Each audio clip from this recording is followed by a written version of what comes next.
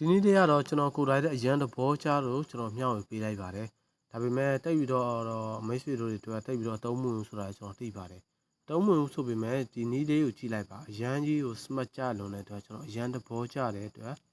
ကျွန်တော်အခုလိုမျိုးကျွန်တော်ပြန်ပြီးတော့ဆေးရပြီးလုပ်ပြီးချင်းပါကဲဒါဆိုရင်တော့စကြမယ်ကျွန်တော်တို့တကားဘောက်ခွေထားပြီးသားတစ်ခုယူပါယူပြီးတော့အလဲခွဲပါ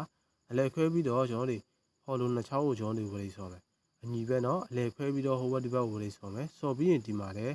ကျွန်တော်တို့အလဲကနေဟိုဘက်တောက်ကိုတစ်ခါဝေးထပ်ပြီးစော်ပါနှစ်ချောင်းစော်တယ်เนาะနှစ်ချောင်းစော်တယ်တစ်ခါဟိုဘက်တောက်ဖြတ်နေဒီဘက်တောက်ဖြတ်နှစ်ဖက်လုံးကိုကျွန်တော်စော်ပါတယ်ကျွန်တော်တို့ဒါအချွန်လေးကိုတိဆိုင်ပြီးတော့ကျွန်တော်စော်မယ်စော်ပြီးရင်တော့ကျွန်တော်ဒီမှာအသေးလေးကိုလည်းအဲ့ဒီတိုင်းပဲစော်ပါတယ်အသေးလေးကိုလည်းအဲ့ဒီရဲ့အောက်ဘက်ကိုပဲကျွန်တော်စော်မယ်တစ်ဖက်တည်းကိုပဲအကုန်လုံးကမြားမူထားတယ်เนาะကျွန်တော်အဲ့လိုပဲအသေးနှစ်ခုကိုလည်းဝေးစော်မယ်အသေးနှစ်ခုကိုလည်းအဲ့လိုပဲတစ်ဖက်မှာနှစ်ခုထားပြီးကျွန်တော်ဝေးစော်မယ်ဒီမှာတစ်ခုသတိထားရမှာဟော်တွေနှစ်ခုကိုအရန်မပေးကတ်တာရပါဘူးကဲဒါဆိုရင်တော့ဒီမှာအလဲကနေတစ်ချောင်းပဲစော်မယ်ဒါတော့အလဲကနေဟိုဘက်ခြံကိုကျွန်တော်တို့အစီရတော့ဟိုဘက်ခြံထိပေါ့เนาะကျွန်တော်တို့ဝဒရတန်ကြားကတော့အလဲထိပဲကျွန်တော်စော်မယ်ကဲဒီတိုင်းပဲကျွန်တော်နှစ်ဖက်လုံးမှာလုပ်ပြီးတော့ဒီအသေးနှစ်ခုမှာကျွန်တော်တို့ပတ်တာသွင်းမယ်အသေးနှစ်ခုမှာကျွန်တော်တို့ပတ်တာကိုနှစ်ဖက်လုံးသွင်းမယ်ကဲပြီးရင်ကျွန်တော်ဒီမှာအနောက်ဘက်ကိုလှန်မယ်လှန်ပြီးတော့ဒီအနောက်မှာလည်းကျွန်တော်ထပ်ပြီးတော့အနောက်ဘက်လှန်တယ်เนาะအနောက်လှန်ပြီးတော့ကျွန်တော်ဒီမှာထပ်ပြီးတော့ပတ်တာသွဲပါတယ်ပတ်တာသွဲတာကဒီမှာကျွန်တော်တို့အကြီးမှာဒါကတော့အကြီးမှာပတ်တာသွဲတယ်နှစ်ဖက်မှာဟိုဘက်ဒီဘက်အဲ့ဒီတိုင်းပဲခဏကအသေးလိုပဲဒီမှာအကြီးကိုလည်းဟိုဘက်ဒီဘက်သွင်းမယ်တွဲပြီးတော့ဒီအနောက်ထိပ်မှာလည်းကျွန်တော်တွဲထားတယ်เนาะကျွန်တော်ဒီမှာပတ်တာတော့နည်းနည်းတုံးရတယ်များတယ်ကျွန်တော်ဒီအနောက်ထိပ်မှာလည်းတစ်ခါတွဲထားသေးပါတယ်ထိပ်နှစ်ဖက်ကိုလည်းအဲ့ဒီတိုင်းပဲတွဲမယ်တွဲပြီးတော့ကျွန်တော်ဒီမှာလိုက်ပြီးမှတ်တယ်လိုက်မှတ်ဆိုတော့သူအချွန်နဲ့အချွန်ထိပ်တိုက်တွေကျွန်တော်ဆွဲပြီးမှတ်ပေါ့เนาะ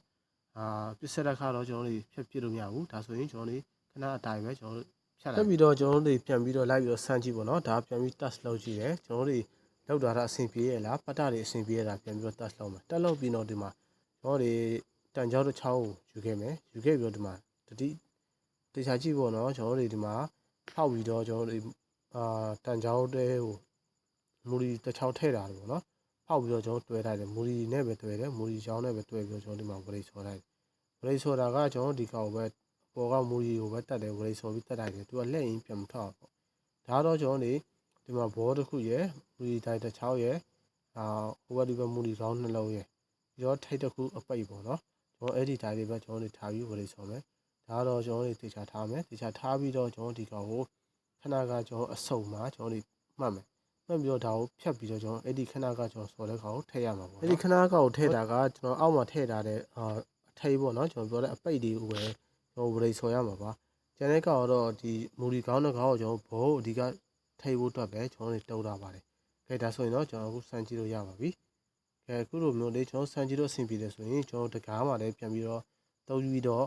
ရပါပြီဒီမှာကတော့ဘယ်လိုမျိုးဆိုရင်တုံးလို့ရနိုင်မလဲဆိုတော့ကျွန်တော်အကြံပေးရမှာဆိုရင်တကားပေါက်ကတစ်ဖက်ကြီးတစ်ဖက်တီးမျိုးဆိုရင်ပြန်ပြီးတုံးလို့ရတယ်ပေါ့နော်အညီတော့မရဘူးတကားပေါက်နှစ်ပေါက်အညီတော့မရဘူးဒီလိုမျိုးတစ်ဖက်ကြီးတစ်ဖက်တီးဆိုရင်ပို့ပြီးတော့မိတ်ဆွေတို့တုံးရအဆင်ပြေမယ်လို့ကျွန်တော်ထင်ပါတယ်ဒါကတော့ဒီနည်းလမ်းအရန်မိုက်တဲ့အတွက်ကျွန်တော်ပြန်ပြီးဆေးရပြီးလုပ်ပြီးချင်းပါ